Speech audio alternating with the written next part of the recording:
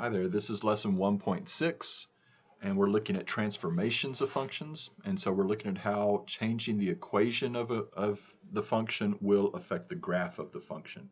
Just to give you a little warning here, I do speed up when I'm doing some of the graphing just to make the video a little bit shorter. The first time I don't, but after that, every time I draw the points and draw the lines connecting the points, it'll go into fast motion, so hopefully that won't bother you too much. All right, here we go. All right, lesson 1.6, transformations. So to save a little time here, we're starting with what we call a piecewise function. And like I said, we'll talk more about piecewise functions next week. But a piecewise function is simply a function that seems to be made up of different pieces of things. In this particular case, I've got like 4 line segments. I've got a line segment, line segment, line segment, line segment, right? And so what I've already recorded these corner points. So this point is -5, -4.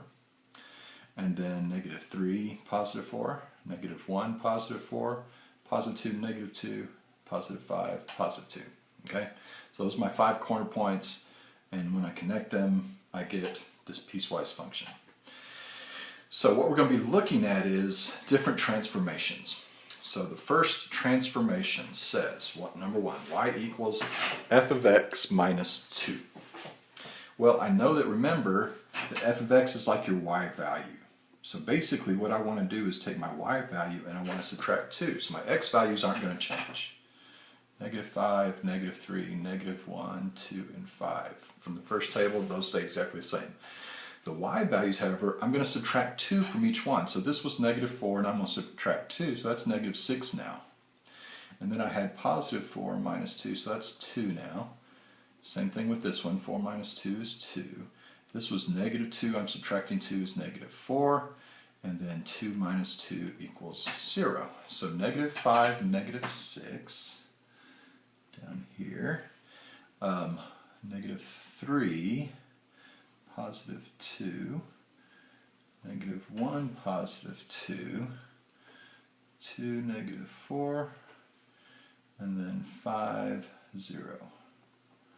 And when I connect those together,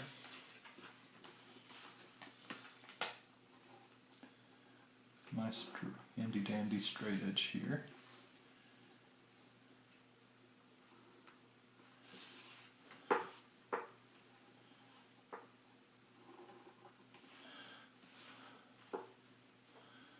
hopefully it will be somewhat obvious what's going on.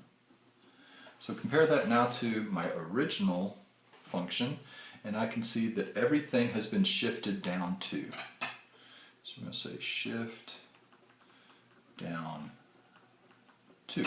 So when I put this -2 after f of x, that means we're going to shift everything down 2. Alright, so let's look at number 2. Y equals f of x minus 2. So this time, I'm going to subtract 2 from all my x values, but my y values are going to stay the same. Okay? So I had -5, and then I'm going to subtract 2 from that. Actually, no, that's not what I'm going to do. I'll take that back. So in order to get a -5 here, that would be like -3, then x. You know, if I said, let me write out here to the side. If I said x minus 2 is going to equal -5, because I need for that inside to be -5, and then f of -5 is -4, then I'm going to add 2 to the -5, right? Then x is equal to -5 plus 2. So -5 plus 2 is -3. And then I would do -3 plus 2, and that's going to be -1. I'm going to do -1 plus 2, and that's going to be +1. I'm going to be 2 plus 2, and that's 4, and I've got 5 plus 2, and that's 7. My y values are exactly the same, -4 as the original, not as the last one. Oops, that's a +2 there. Alright, so -3, -4, -1,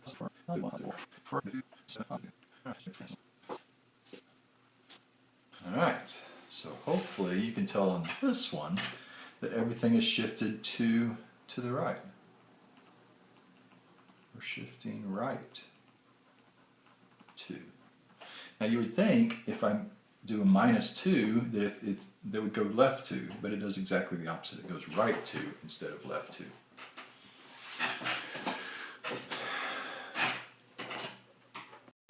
Okay, number 3. 2 times f of x. Remember that f of x is like our y, so I'm simply going to multiply all the y values times 2. X values stay the same. And this will become -8. 2 times -4 is -8. 2 times 4, 8. 2 times 4 is 8. 2 times -2. 2 times +2. And then we graph this. -5.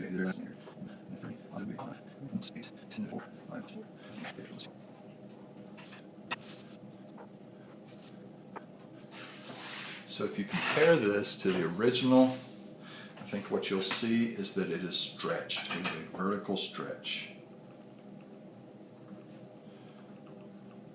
In fact, it's kind of doubled times 2 here. Okay. Okay, number 4, f of 2x. So I know that f of -5 is equal to -4. So I want 2x to equal -5 for that first point. So if I divide both sides by 2, that means that x would have to be -5 over 2. In other words, I'm going to divide by all the x values by 2. So instead of -5, I'm going to have -5 halves, -2.5. This is going to be the second point's -3 halves, -1 half. 2 divided by 2 will be 1, and then +5 divided by 2. And then my y values then will be exactly the same. So what does that look like when we graph it? -2.5, -4, 1 half, 4, over here, 1, 2, 2.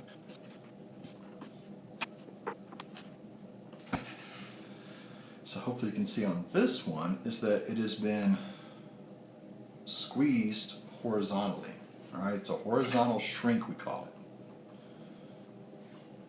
When we squeeze it, we call that a shrink. When we pull it apart, that's a stretch. Horizontal shrink, and it's going to be x divided by 2 here. All right. Third one. All right, once again, f of x is y, so I'm going to do half of each of the y values. Half of each of the y values. So my x values aren't changing. But half of -4 is -2. Half of 4 is 2. 2 here.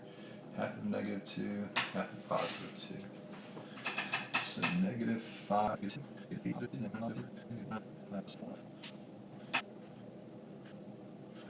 So this, what we've done is, this is a vertical shrink.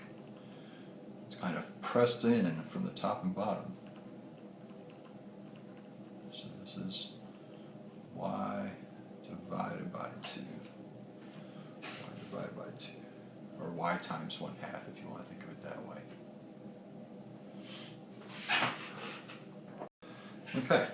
So they gave us this original graph again. This is exactly what they gave us on the front page, so I just wrote down in the table the points again, but we're looking at number 6. F of 1/2 x. So in this case, since my first x value is -5, I would want 1/2 x to equal -5 for the first point.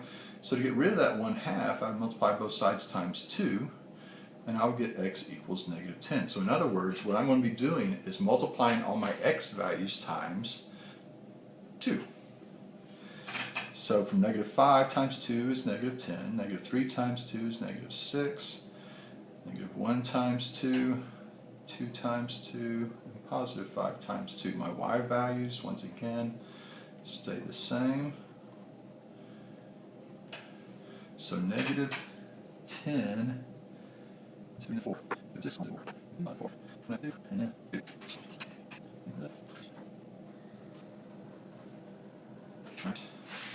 So hopefully you can see here that what we've done, compare that to the top, and you know, we've just stretched it. This is a horizontal stretch.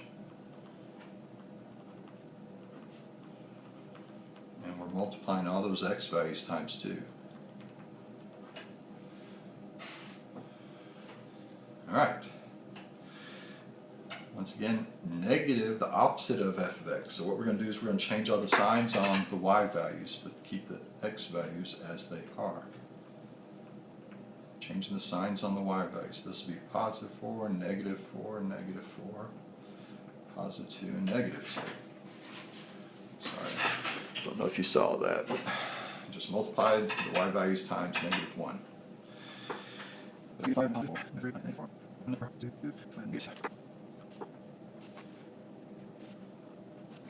So what we have here is simply flipping over the x-axis. It's a reflection across the x-axis.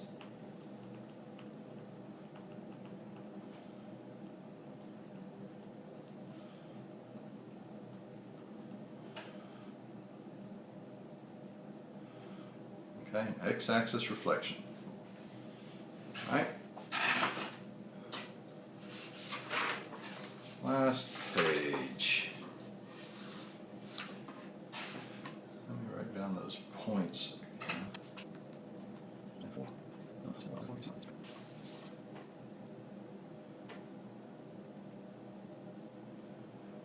All right, so this time, if I want what's inside, so negative x has to be equal to negative 5 for that first point to work. And so if I multiply times negative 1, I get that x equals positive 5. So I'm going to change all the signs on the x values. So this becomes positive 5, positive 3, positive 1, negative 2, and negative 5 with negative 4, 4, 4, negative 2, and positive 2. So 5, 4, 3, 4, 2, 5. Okay, so what we have here is a y-axis reflection. It's flipped over the y-axis.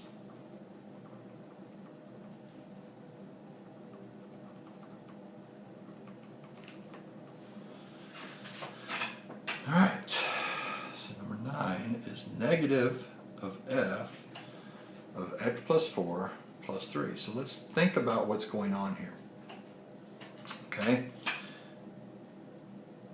This plus 3 right here, we know that things after the parentheses, that's going to move things up and down. So we're going to go 3 up, shift 3 up. Plus 4 here, inside the parentheses go left and right, and it does the opposite of what you think. So plus 4, you kind of think it'd go right 4, but that means left 4. Okay? And then finally, this negative, the negative in front here, that's going to be an x-axis reflection.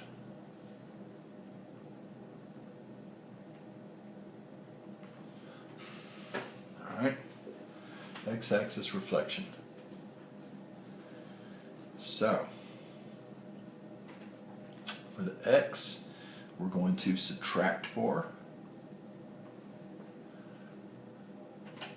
And so this is going to be negative 9. Negative 3 minus 4, negative 7, negative 1 minus 4, negative 5, 2 minus 4 is negative 2, and 5 minus 4 is 1. And then for the y, we're going to take the opposite, and then we're going to add 3. So that's going to be 4 plus 3 is 7. We're going to have negative 4 plus 3 is negative 1, negative 1. Opposite of that is 2 plus 3 is 5. And then negative 2 plus 3 is 1. So let's see what that looks like.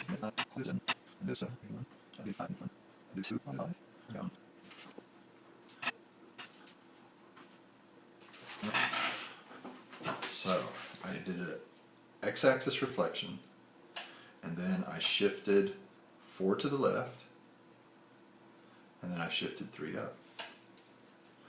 So all those things.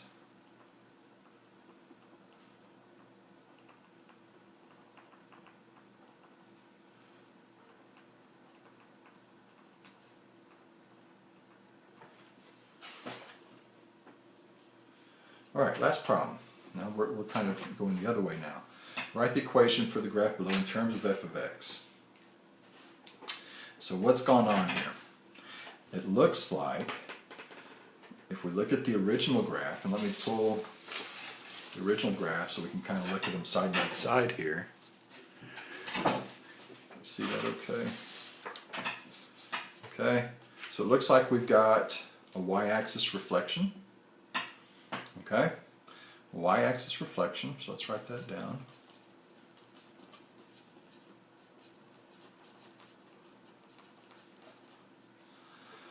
The highest point now is 6, and it was 4, so it looks like we've gone 2 up.